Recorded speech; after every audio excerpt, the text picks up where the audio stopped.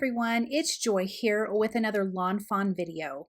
Today I'm sharing the super cute spooky forest backdrop die, and I have some glow in the dark elements, so hang on so you can see those.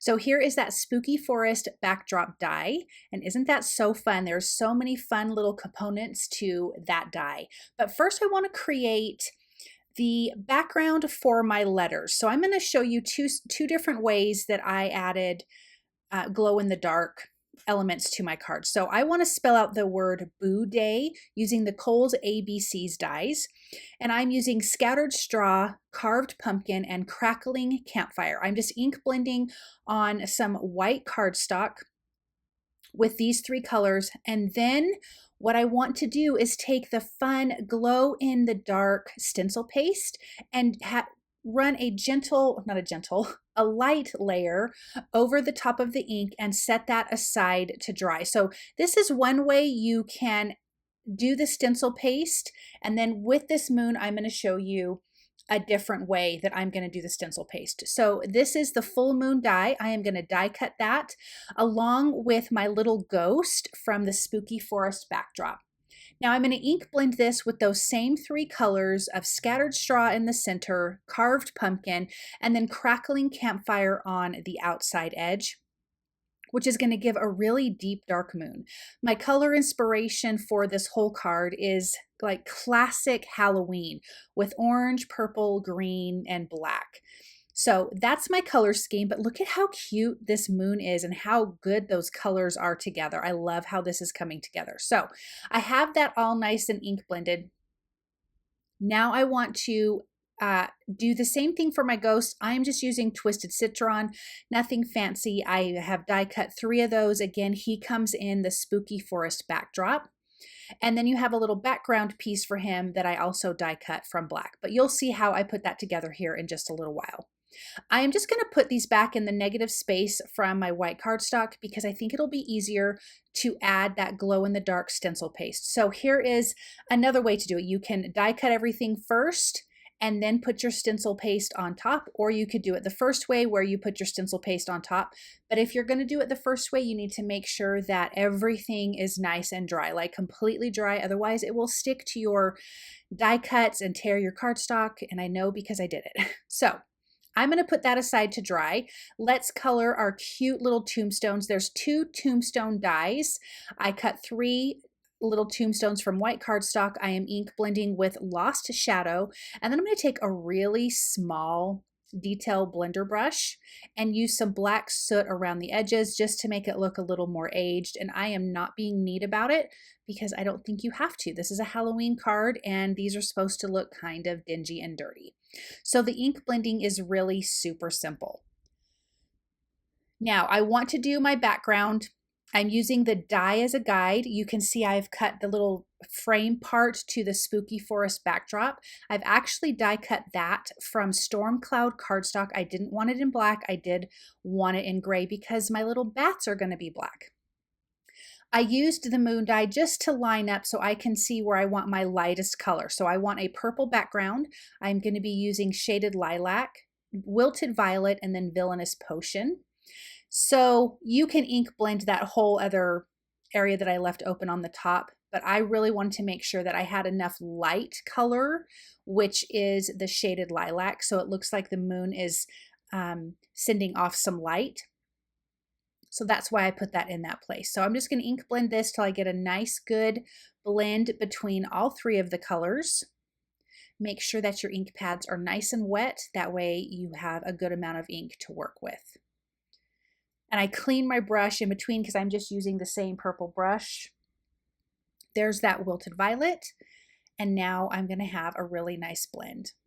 I do want to add a little bit of black soot. I think that gives it a good spooky feel.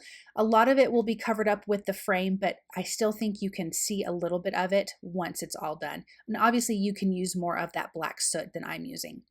I did smush my ink pad on my work surface. I added a little bit of water and I'm going to splatter the background with the black soot. And then I want to have some shiny bits. So I am going to use the liquid stardust, which is so stunning and beautiful. I want to splatter that on the background as well. So I'm just going to squeeze a little bit out on my work surface and dip my paintbrush in. And then I've got this nice splatter background. And then I decided I thought that would be fun to put that same liquid stardust onto the moon. I wish I would have thought of it before I wiped up the other bit of it, but now that that's dry, I'm going to glue my moon into place and I can trim the excess off. But you can see that liquid stardust is nice and shiny on the background. I think it's so, so pretty. Now you can see over to the left, I've got some little bats there. That is from the full moon die. I thought it would be so fun to add these big fun bats. Now I am not making a shaker card, but I am making a card with a lot of dimension. So I'm adding these adhesive strips. I'm actually adding 2 pieces because I want this frame to be really tall off the background of my card. I am doing that because I want to add other dimension with the bats and some of the tombstones with 1 layer of foam adhesive. Let's glue our bats together. So the little center bodies are die cut from Storm Cloud, and then their wings are die cut from black licorice cardstock. And then, like I mentioned, my little ghosts have 2 pieces to it. It has the little front piece and the little back piece.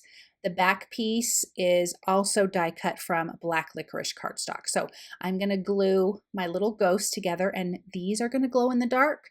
The moon is going to glow in the dark, and then our sentiment is going to glow in the dark, which is really super exciting. And I do share what that looks like here in just a little bit. So now that I have my bats and my ghosts all glued together, I want to color in the little teeth with my white gel pen on the bats. Look how cute they've got cute little pearly whites. Now let's adhere some of our pieces together. Well, all of our pieces together. Also, in the Spooky Forest backdrop, there's little grass pieces that I die cut from the Storm Cloud cardstock. I want to put my tombstones at the bottom, a little bit wonky, and then I'm going to add some grass pieces around. 2 of the tombstones will be popped up with foam tape, but again, only 1 layer of foam tape. So they're still back behind that tree frame because, again, if you remember, that has 2 layers of foam tape. If you wanted to make this a shaker card, you could just add a piece of acetate to the back of the tree frame. So little dots of liquid glue for the grass, and that I'm going to adhere that at the bottom of my tombstone here. And then I want to have my ghosts kind of peeking out from behind the tombstones, coming up from the tombstones, and they're going to come out. It's like they're participating in the sentiment, which is going to say Happy Boo Day, which I think is really kind of cute.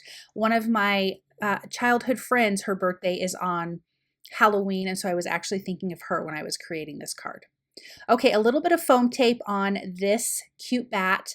This other bat is going to be adhered to the tree with some foam tape, so he sticks out even further. So there is a lot of dimension on this card, so it may not fit into an A2 size envelope. I'm just deciding where I want this cute little, this last little ghost to go. I originally thought I would have it up in the trees, but I think I liked all 3 of them down by the tombstones, and I like that the bats are up at the top. But as you can see, this has all the fun classic Halloween colors, which is really what I wanted for this card. So I've got those in place. Some of that, the one on the top left has some foam adhesive behind him, so he has got some dimension. Now this is dry. So remember at the beginning we ink blended, we added that glow in the dark stencil paste to this, and it is dry. So I'm using Kohl's ABC's die to spell out Boo Day. I am also using the exclamation mark, and I trimmed it down small as the little dash. So here I have die cut, I have glued, I'm going to glue these in place. I want them a little bit wonky at the bottom. I'm just using some liquid glue and putting those down. And as you can see, I did ink blend in kind of an ombre effect, which I think was a lot of fun. So you have all 3 of those colors, the scattered straw, carved pumpkin, and crackling campfire, all a part of your sentiment. And I like that it brings some orange down to the bottom because we have that orange at the top with the moon. Then I'm going to use the Perfectly Wicked stamp set. It has a little sentiment that says happy. And so I have stamped the word happy using the carved pumpkin on white cardstock. And I trimmed that out, and I'm just going to adhere that down so this says Happy Boo Day. So a little bit of liquid glue, adhere that right there. I also want that a little bit wonky. And then this card is finished. Let's take a look at this up close, and then you guys can see what it looks like when it's glowing in the dark. But you've got some shine and shimmer, and I just love all of these cute little characters, and that backdrop is so, so cute. And there's other little die pieces in that backdrop, like a cute little owl, which I didn't use on this card, obviously. But look at all that glowing. I just love how that turned out. Thank you guys so very much for stopping by and watching. I hope that you enjoyed this video, and I hope that you guys have a wonderful day. Bye.